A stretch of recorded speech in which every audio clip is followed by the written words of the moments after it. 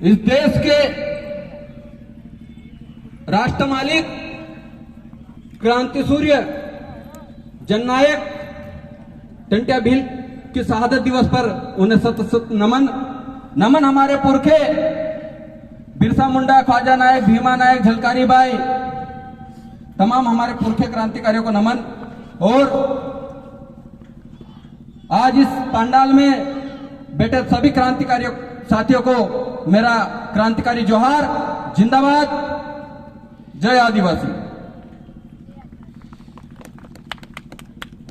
आज झकनावदा में आपकी झाबुआ जिला जो कि झब्बू भील की धरती है, आज एक ऐतिहासिक कार्य होने जा रहा है। वो ऐतिहासिक कार्य यह है कि जिस क्रांतिकारी ने आपको रहने के लिए, घर के लिए, खेती करने के लिए जिन्होंने जमीन दिलाई, उन क्रांतिकारियों का आज गाथा स्थापना किया जा रहा है। मैं गाथा स्थापना समिति को बहुत बहुत बधाई देता हूं। एक बार उनके लिए जोरदार तालियां उनके सम्मान में, क्योंकि आज सिर्फ गाथा स्थापना नहीं होगा, आज यहां से उनके विचार भी हम हमारे घर पे लेके जाएंगे। क्योंकि मुझसे पूर्व वक्ता दीदी ने कहा, चौहान साहब ने कहा, भाई रवि ने कहा, राजन गामन ने कहा, और भी नितेश भाई और तमाम साथियों ने कहा होगा, टंट्या भील का इतिहास बताया होगा कि टंट्या भील कौन थे। अगर आपसे कोई पूछे टंट्या भील कौन थे, तो इतना कह देना कि जिनकी लाश देखकर भी अंग्रेज कांपते थे, वो टंट्या भील थे, जमीन के मूल मालिक थे। ये टंट्या भील कोई छोटा मोटा नाम नहीं है।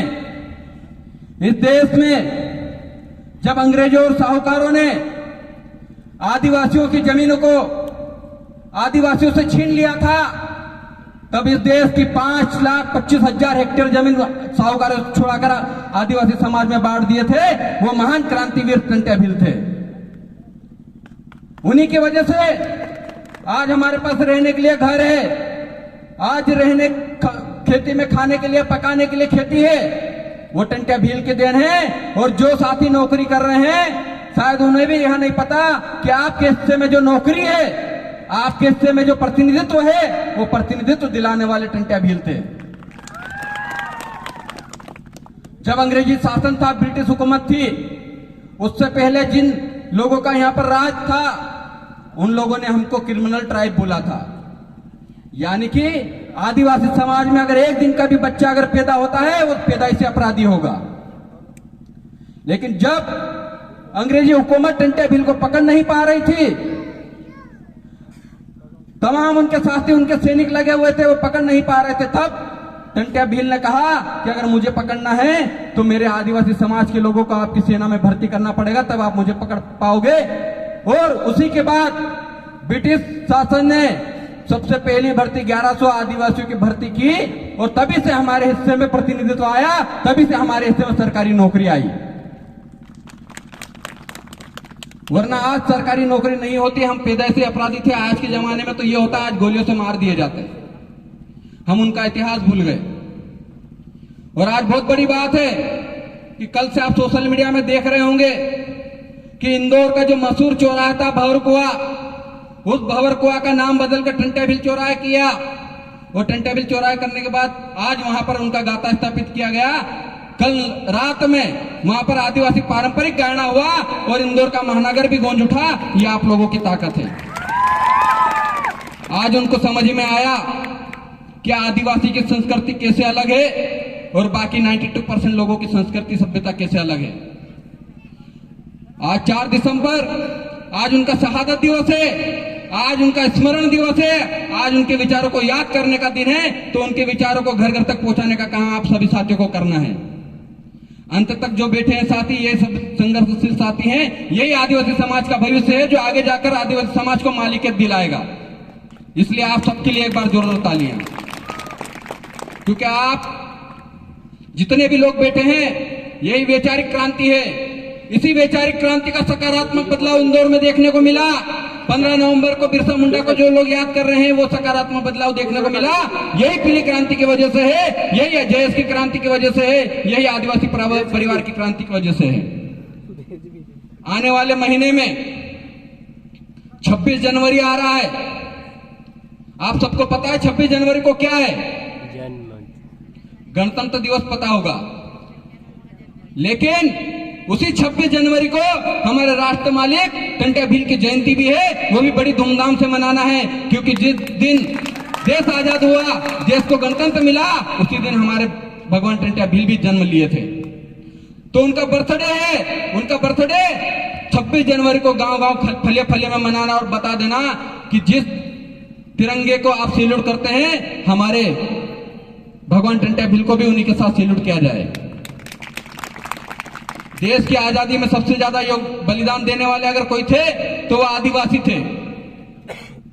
आप लोगों को इतिहास में जाकर थोड़ा देखना होगा कि किस तरीके से आदिवासियों ने 1507 लड़ाइयां लड़ी थी, और 1507 लड़ाइयां पूरी जीते थे। वो कौम के लोग हम लोग हैं, इसलिए हमको गर्व महसूस होता है।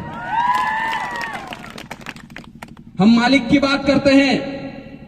आज टंट्या भील की वजह से, जब टंट्या भील को फांसी दी गई, फांसी से पहले जब उनको जेल ले जाया जा रहा था, तब पातालपानी से लेकर जबलपुर तक जो रेल की पटरी का रास्ता था, वहां लाखों लोग सिर्फ टंट्या भील को देखने के लिए आ गए थे। तो उस मालिक की जयंती को, उस मालिकियत को हमको आगे बढ़ाने की जरूरत है। 26 जनवरी को याद रखना, भूलना मत, क्योंकि उसी 26 जनवरी को हमारा देश को गणतंत्र मिला था। हम झंडे को भी सैल्यूट करेंगे, हमारे राष्ट्र नायक टंट्या भील को भी सैल्यूट करेंगे, उनकी जन्म जयंती भी मनाएंगे। आज सरकारें आदिवासियों को याद तो कर रही है, लेकिन साथ में कह रही है कि ये वनवासी हैं। जब ब्राह्मणों को ब्राह्मण बोला जाता है, जब राजपूतों को राजपूत बोला जाता है, तो आदिवासियों को आदिवासी बोलने में दिक्कत क्यों हो रही है, ये हमें बता दीजिए। वो इसलिए आदिवासी आपको नहीं बोलते क्योंकि आदिवासी अगर वो बोलेंगे कि ये आदिवासी है, तो उनके सारे पाखंडों का और जो काल्पनिक कहानियां हैं, उस आदिवासी शब्द के सामने शून्य हो जाती है, इसलिए वो आपको आदिवासी नहीं बोलते हैं। आदिवासी बोलने से ही आप आदि अनादिकाल से सिर्फ धरती पर रहने वाले, जमीन पर रहने वाले मालिक कहला जाओगे, इसलिए वो आपको आदिवासी नहीं कहते हैं। लेकिन बार बार हमें आदिवासी शब्द और मालिकियत के बारे में सबको बताना है, क्योंकि यह शब्द अपने आप में व्यापक है। इस शब्द की व्याख्या जो जो करेगा वो कह देगा कि देश का मालिक अगर कोई है तो वह आदिवासी है। आज मध्य प्रदेश की सरकार गाथा स्थापना इंदौर में किया, हम इसके लिए उनको धन्यवाद करते हैं, क्योंकि जो सच है हम सच को स्वीकारते हैं और इसमें कोई दो मत की बात नहीं है। आपने हमारे टंट्या भील का सम्मान किया, इसलिए धन्यवाद। लेकिन टंट्या भील गाथा स्थापना के आड़ में जिस तरह से आदिवासियों को वनवासी कहा जा रहा है, जिस तरीके से पेशा एक्ट को बताया जा रहा है बार बार, और उसी गाथा स्थापना के आड़ में आप यूनिफॉर्म सिविल कोड की बात कर रहे हैं। आपको पता है, अभी जब मुख्यमंत्री जगह जगह आदिवासी क्षेत्रों में जब सभाएं कर रहे हैं, वो एक शब्द कह रहे हैं, वो संविधान को बदलने की बात कर रहे हैं। वो संविधान में अनुच्छेद 44 में जो एक समान नागरिक संहिता यूनिफॉर्म सिविल कोड है, उसकी बात कर रहे हैं। आपको पता है यूनिफॉर्म सिविल कोड क्या होगा? किसी को नहीं पता, लेकिन आदिवासी एरिया में बार बार जाके उसका प्रचार प्रसार कर रहे हैं। अगर यूनिफॉर्म सिविल कोड लागू होता है, तो अभी मुझसे पूर्व वक्ता कांति दादा ने कहा कि हमारी रूढ़ी व्यवस्था है, हमारे अपने नियम है, हमारा अपना कानून है, अनुच्छेद 13(3) के तहत रूढ़ी प्रथा को विधि का बल प्राप्त है। अगर एक समान नागरिक संहिता लागू होती है तो आपकी वो रूढ़ी व्यवस्था को खत्म कर दिया जाएगा, आपको एक समान लोगों में देखा जाएगा। आप फिर मालिक नहीं रह जाओगे, आपको भी नागरिक बना दिया जाएगा। तो आप इस देश के नागरिक हैं क्या? आप इस देश के क्या हैं? मालिक। जब मालिक है तो नागरिक बनाने का जो षड्यंत्र चल रहा है, इस पे भी बात करने की जरूरत है और हमारे लोगों को समझाने की जरूरत है।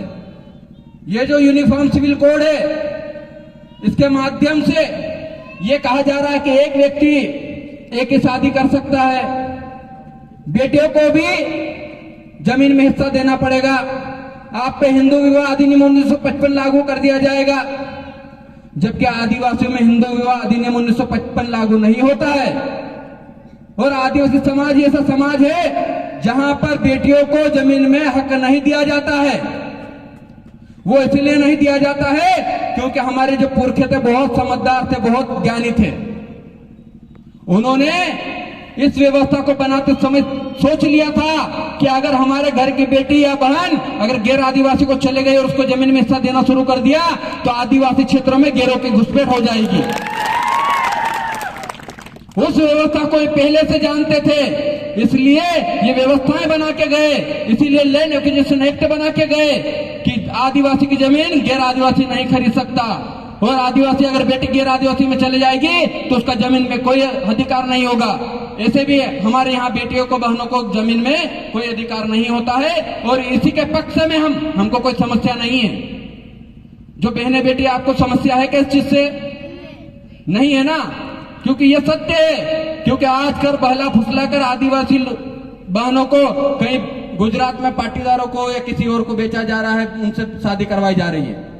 अगर ऐसा हुआ तो आपकी जमीन आज जो आजादी के समय 67% जमीन थी वो रहकर 3% रह गई है, 3% जमीन भी खत्म हो जाएगी। इसलिए ये लोग जगह जगह पूरे भारत में यूनिफॉर्म सिविल कोड लागू करने वाले थे, लेकिन यूनिफॉर्म सिविल कोड ये क्या कर रहे हैं कि एक एक राज्य में बता रहे हैं, एक एक राज्य में उनका प्रचार प्रसार कर रहे हैं ताकि राज्यों से लागू होगा तो इसका विरोध व्यापक नहीं होगा। वरना जिस तरीके से सीए एनआरसी लेके आए थे और विरोध हुआ था तो इनको भी यह कानून वापस लेना पड़ेगा, इसीलिए यह राज्यों के थ्रू लागू करवाया जा रहा है। अब बात पेशा एक्ट की करते हैं। आपको बार बार बताया जाता है कि पेशा एक्ट के माध्यम से सारे अधिकार दे दिए। भैया हमने तो 5वीं अनुसूची की मांग की थी ना, हम तो 244(1) का एरिया मांग रहे थे।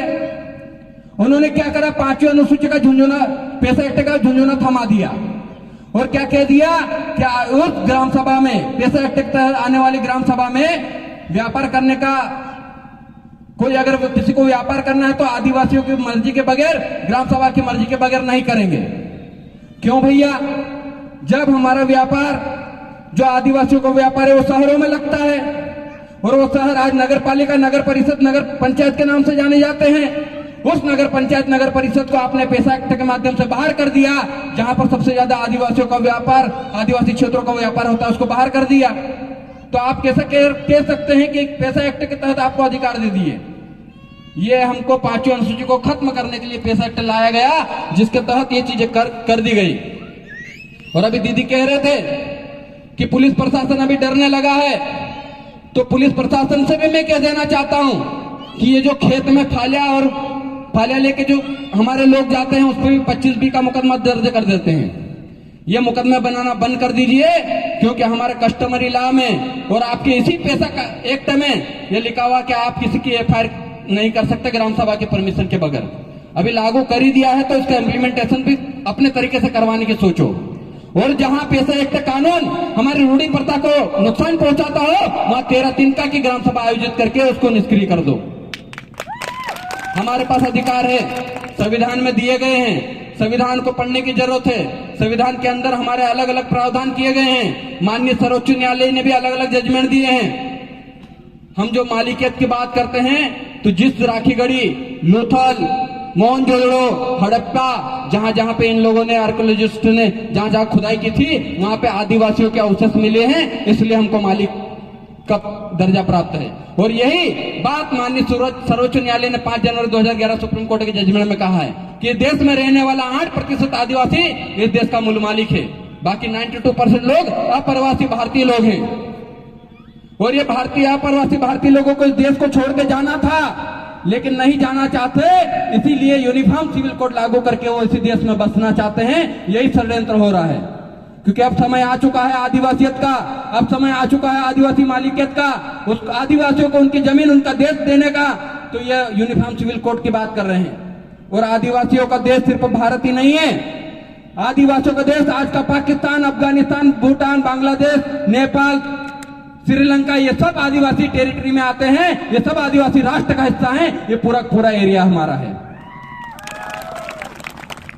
जिस एरिया को, यहाँ तो आदिवासी भारत के मूल मालिकों के साथ दिन ब दिन अत्याचार बढ़ते जा रहे हैं। ये कम कर दीजिए। अभी कुछ लोग ही जागे हैं तो सरकारें घबराने लग गई है और आदिवासी क्रांतिकारियों का नाम लेना शुरू कर दिया है। लेकिन जिस दिन इस देश का 20 करोड़ आदिवासी सड़कों पे निकल गया, उस दिन पूरे जो गैर आदिवासी लोग हैं, आदिवासी को प्रताड़ित करते हैं, उनको हम इस देश से बाहर भी भगा देंगे, इतनी भी ताकत रखते हैं। हमारे लोगों को अभी रतलाम का आपने कांड सुना होगा, जबरदस्ती हमारे लोगों के बीच में यहाँ के स्थानीय सांसद जाकर एक माहौल क्रिएट करते हैं और हमारे लोगों को जेल के अंदर बंद कर दिया जाता है। और वहां का पुलिस प्रशासन चालान डायरी कोर्ट में पेश ही नहीं कर रहा है, क्योंकि वो चाहता है कि इनकी जमानत ही ना हो। हर दिन किसी को इस जेल से उस जेल में शिफ्ट, किसी को रतलाम से इंदौर, किसी को सागर, किसी को जबलपुर।